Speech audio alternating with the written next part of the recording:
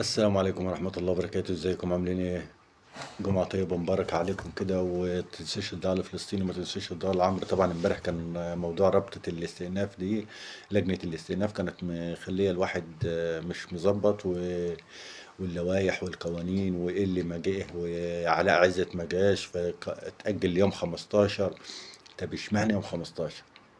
طب ليه ما بقاش يوم 13 الصبح؟ طب ليه ما بقاش يوم 12؟ احنا لسه النهارده 9. ليه ما بقاش يوم 10 ولا 12 ولا 13 ولا ليه؟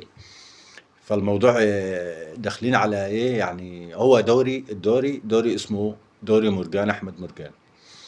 في فيلم كده لعادل امام اللي هو بيقول له الكرة جت في العارضة ايه قال له ما رشتش العارضة. فهو ده دوري مرجان احمد مرجان.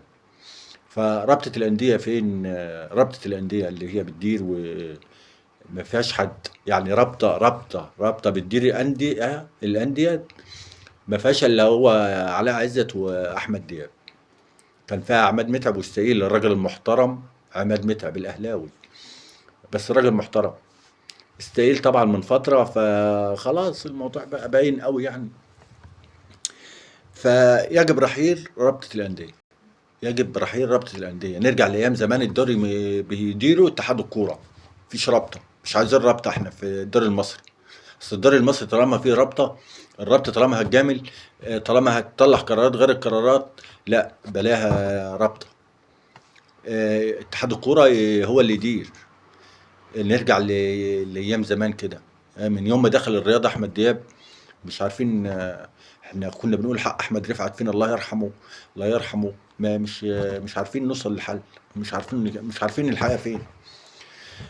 فطبعا كل التوفيق للزمالك ان شاء الله. داخلين على ماتش سيراميكا والزمالك. وطبعا بعد تولي الكابتن ايمن الرمادي المدير الفني، كان في تصريح المؤتمر الصحفي امبارح، وطبعا كان بيتكلم كلام جميل وكل الدعم ليه. بس احنا عايزين يتغلب الماتشات اللي جايه في الدوري كلها. يركز على ماتش الكاس بس. هو كده كده رايح الكونفدراليه. يعني حتى لو خد رابع الدوري راح كونفدراليه. فاسمنا مكتوب هناك يعني.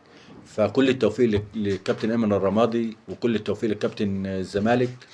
ما تكسبش، ما تروحوش الماتش في البيت بدل ما تروح تصرف الوفات ومصاريف واتوبيسات لا. ادي اجازه للعيبه كده، خد لعب الناشئين، طلع لعيبه من الناشئين كده. ما تروحش، أصل خلاص احنا في مرجان. ده دوري مرجان احمد مرجان. فما حدش يروح يدعم ماتش.